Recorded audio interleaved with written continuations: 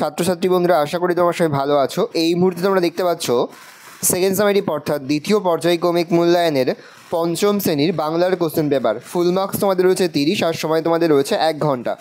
একের থেকে রয়েছে সঠিক উত্তর নির্বাচন করো, যে কোনো 6টি প্রতিটি প্রশ্নে মানে 1 করে 1 × 6 = 6। এখানে 9টি প্রশ্ন দেওয়া রয়েছে, তার মধ্যে থেকে যে কোনো 6টি প্রশ্ন তোমাদের উত্তর করতে হয়। প্রথম, ধনায় চাক দেখতে পাই সুন্দরী গড়ান গেওয়া গাছ, উত্তর হবে গড়ান গাছে।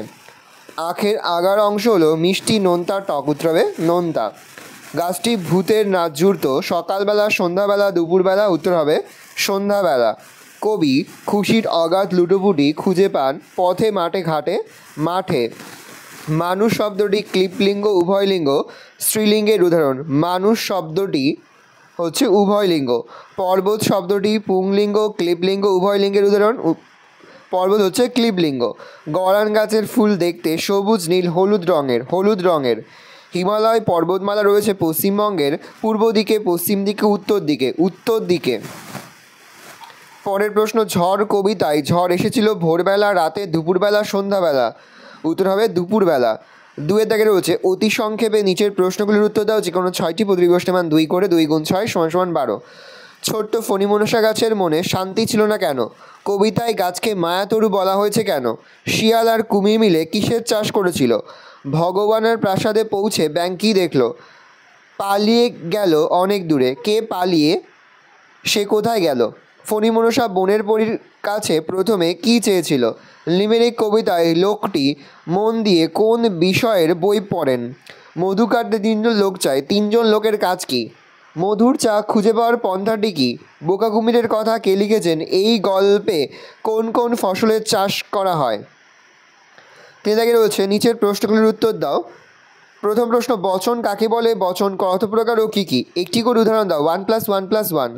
লিঙ্গ পরিবর্তন করো, যে কোনো 4টি প্রশ্নের মান 1 করে 1 × 4 = 4।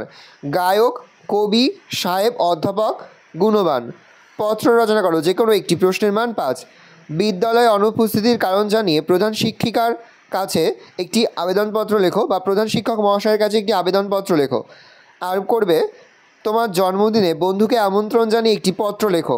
এর পাশাপাশি তোমরা আরও একটি প্রশ্ন প্র্যাকটিস করবে। পত্র রচনা প্র্যাকটিস করবে। গরমের ছুটি কেমন কাটিয়েছ তা জানিয়ে বন্ধুকে একটি পত্র লেখো। এই রয়েছে টোটাল তোমাদের সেকেন্ড সামেটিভ অর্থাৎ দ্বিতীয় পর্যায়ক্রমিক মূল্যায়নের পঞ্চম শ্রেণীর বাংলার কোশ্চেন পেপার। ভালো তোমরা স্টোরি দেখে নাও।